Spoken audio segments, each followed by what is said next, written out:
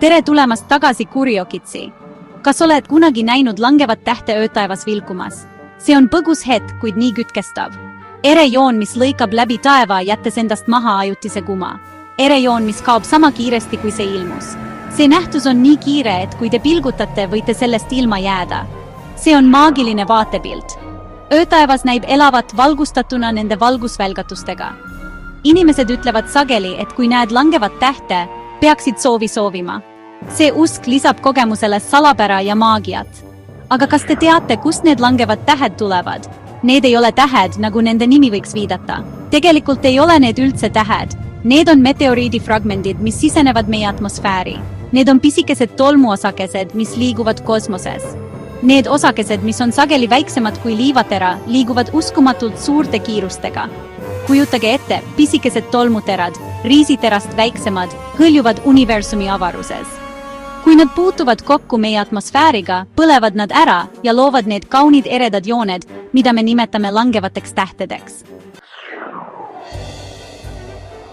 Miks me siis näeme öötaevas eredaid jooni? Need eredad jooned on tegelikult kosmilised tolmuosakesed, mis sisenevad maale väga suurte kiirustega.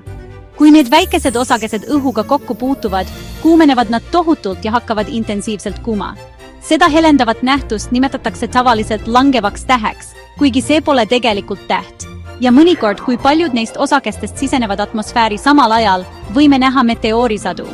Seda suurepärast vaatemängu, kus 10 või isegi 100 meteoorid valgustavad taevast, nimetatakse meteoorisajuks. See juhtub siis, kui Maa oma orbiidil ümber Päikese läbib komeedi jäetud tolmupilve. Need tolmupilved on komeetide jäänused, mis on aja jooksul lagunenud. Komeedid, lähenedes Päikesele, jätavad endast maha tolmu ja prahijälgi. Kui Maa läbib neid jälgi, näeme meteooride arvu dramaatilist suurenemist. Kõikide meteoorisadude seas on üks väga eriline, Geminidid. See toimub igal aastal detsembris.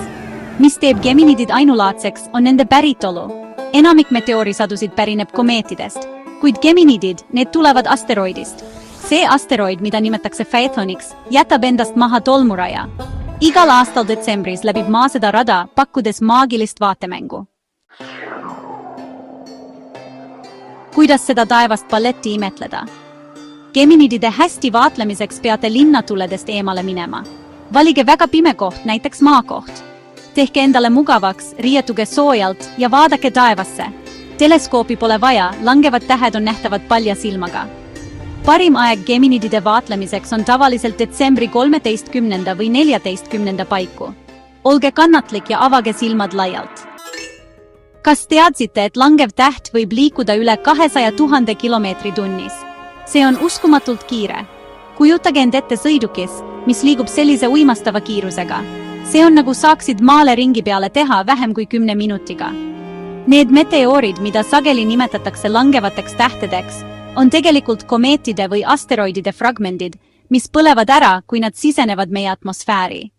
Ja kas teadsite, et igal aastal saab Maa tonnide kaupa langevate tähtede tolmu? Uskumatu, kas pole? Need pisikesed osakesed, mis on sageli palja silmaga nähtamatud, kogunevad aeglaselt ja aitavad kaasa meie planeedi koostisele.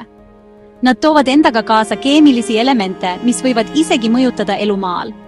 Nii et järgmine kord, kui näete langevat tähte, mõelge kogu teekonnale, mille see on teinud kosmosest meie silmadesse. See on tuhandetesse, isegi miljonite kilomeetrite pikkune teekond läbi tühja ruumi, enne kui see lõpeb ereda helendava joonena meie öises taevas. See on maagiline vaatemäng, mis tuletab meelde universumi ilu ja tohutust. Iga langev täht on meeldetuletus meie kohast kosmoses, väike osa tohutust universumist, mis on täis saladusi ja imesid. Võtke hetk, et hinnata seda loodusnähtust ja laske end universumi suursugususest hämmastada. Tellige Curiokits, et saada rohkem harivat sisu.